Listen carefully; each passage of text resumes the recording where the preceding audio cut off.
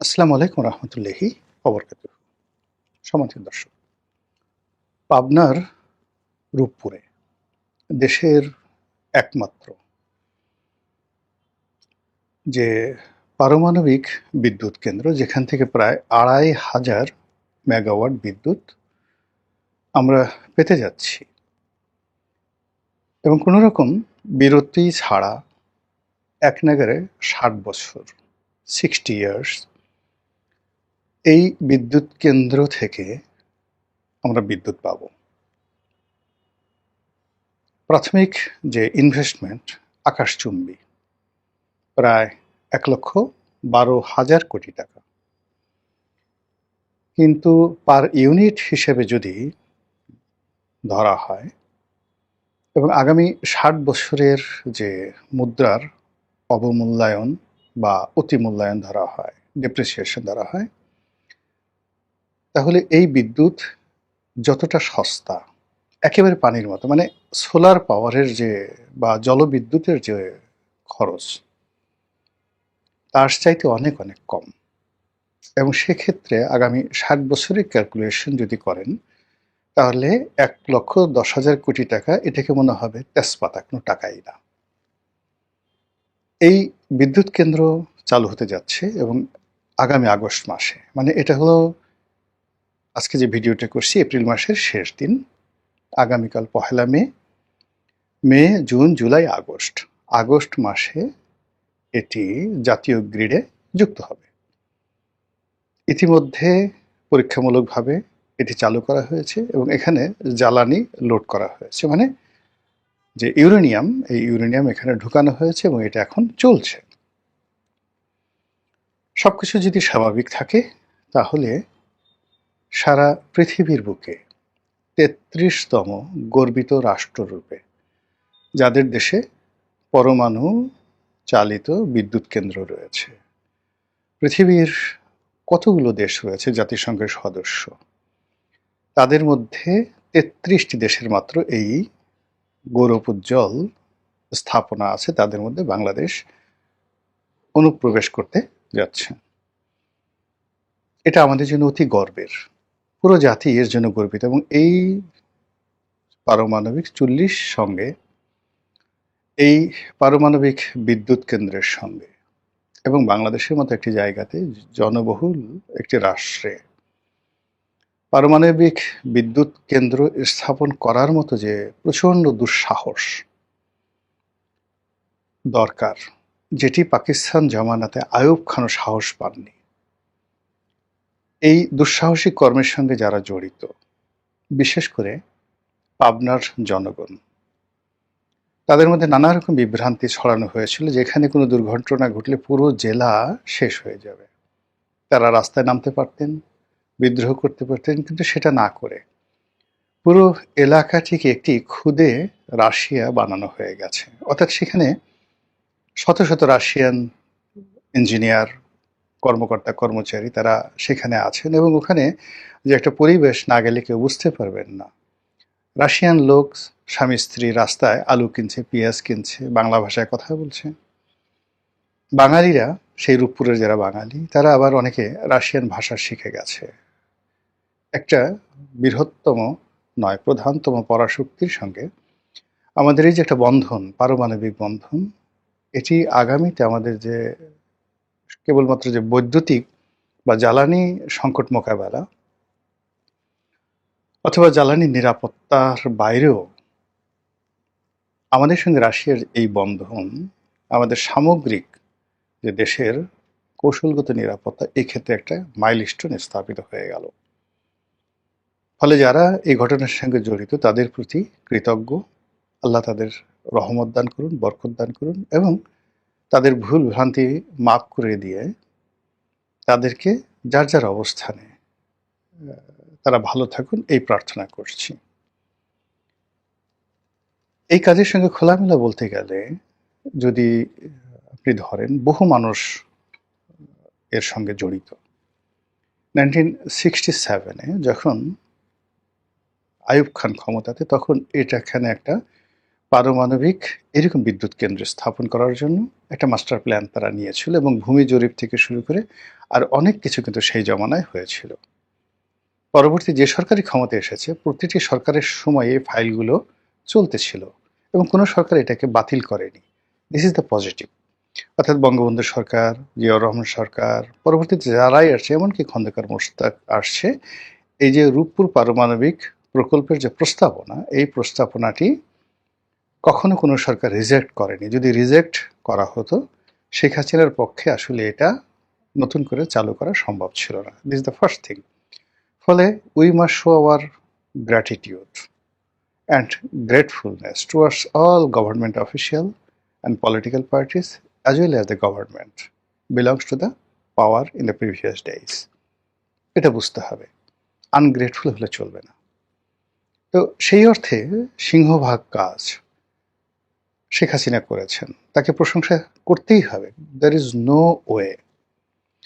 Mister Vladimir Putin আমেরিকাকে টেক্কা দিয়ে শেখ হাসিনার সঙ্গে একটা বন্ধুত্ব সম্পর্ক স্থাপনের জন্য বাংলাদেশে 90,000 কোটি টাকা বিনিয়োগ করেছে এবং রাশিয়ার অর্থনীতি ভালো না।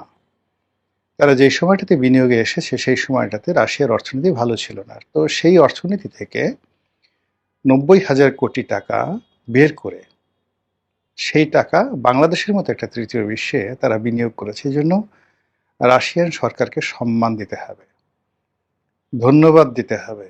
যেভাবে 1971 সনে রাশিয়ার সহযোগিতা না থাকলে আমরা কোনোদিন স্বাধীনতা পেতাম না, আমেরিকা আমাদের কুটি কুটি করে কেটে ফেলত। দ্বিতীয়ত, স্বাধীনতার পরে আমাদের বন্দর, অবকাঠামো, কর্ণফুলীর চ্যানেল এবং মংলা বন্দরের চ্যানেল, সেখানে মাইন পুঁতে যেভাবে রেখেছিল, আমরা জিন্দিগিতে আমাদের নিজস্ব টেকনোলজি, এমনকি ভারতের টেকনোলজি দিয়েও আমরা আজ পর্যন্ত, মানে আজকে 50 বছর পর্যন্ত আমরা সেই বন্দরকে ব্যবহার করতে পারতাম না। পাকিস্তানিরা যাওয়ার সময় আমাদের এই সকল বড় বড় ব্রিজ, কালভার্ট থেকে শুরু করে যেখানে যেখানে নৌ চলাচলের রুট রয়েছে সেখানে তারা মাইন পুঁতে গিয়েছিল। যেভাবে এখন ইরান হরমুজে মাইন পুঁতে রেখেছে, আমেরিকা সেখানে কিচ্ছু করতে পারছে না। তো সেই মাইনগুলো কারা তুলেছিল?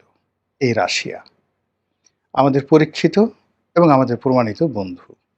So we must pay our gratefulness, gratitude and homage, আনুগত্য রাশিয়ার সরকারের প্রতি। যে জাতি কৃতজ্ঞ নয়, আল্লাহ কখনো তাদের প্রতি নিয়ামত দেন না। নিয়ামতের শুকরিয়া আদায় করতে হয়। এই প্রকল্প বন্ধ ছিল ডক্টর মোহাম্মদ ইউনূসের জামানাতে, কিন্তু তিনি এই প্রকল্পের পথে বাধা তৈরি করেননি।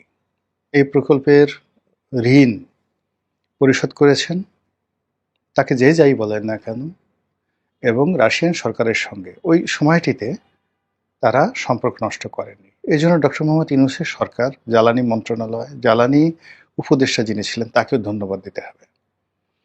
এবং ওই সময়টাতে রাশিয়ার এই যে 90,000 কোটি টাকা ঋণের যে কিস্তি, এই কিস্তি নিয়ে ভীষণ রকম জটিলতা তৈরি হয়েছিল।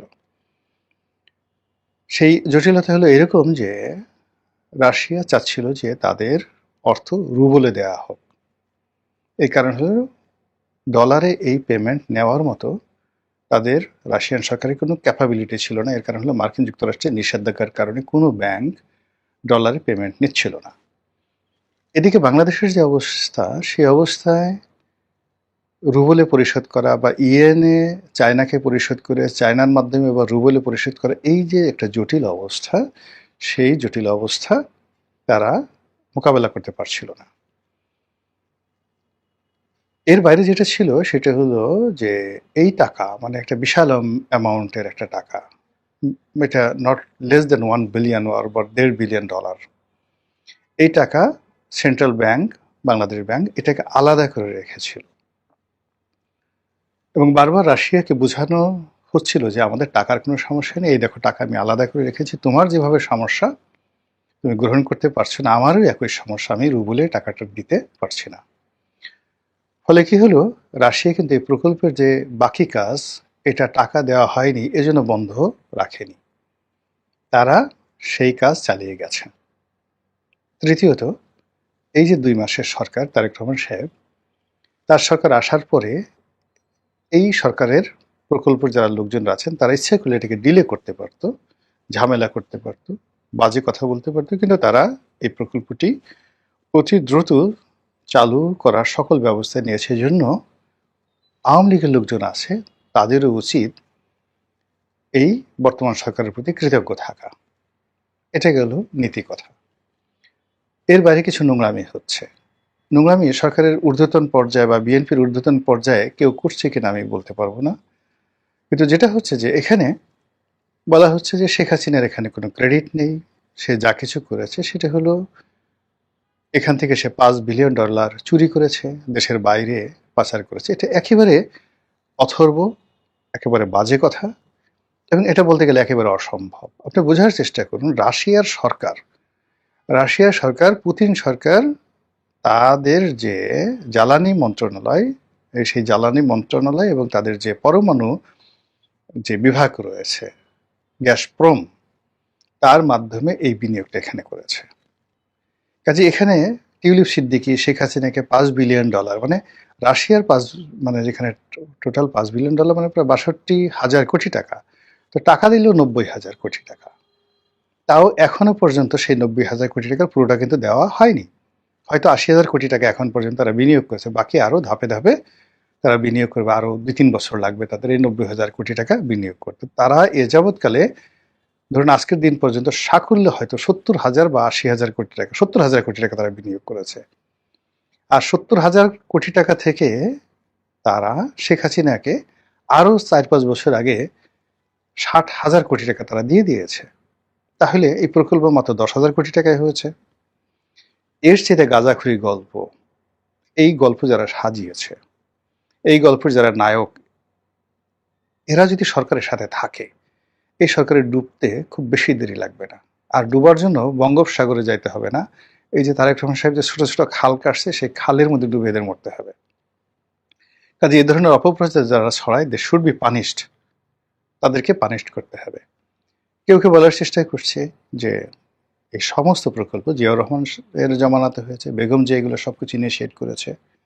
আমি তো বললাম যে প্রত্যেকটা সরকারই এখানে ইতিবাচক দিক আছে, যার যতটুকু প্রাপ্য we must say yes, thank you, কিন্তু নট মোর দ্যান দ্যাট।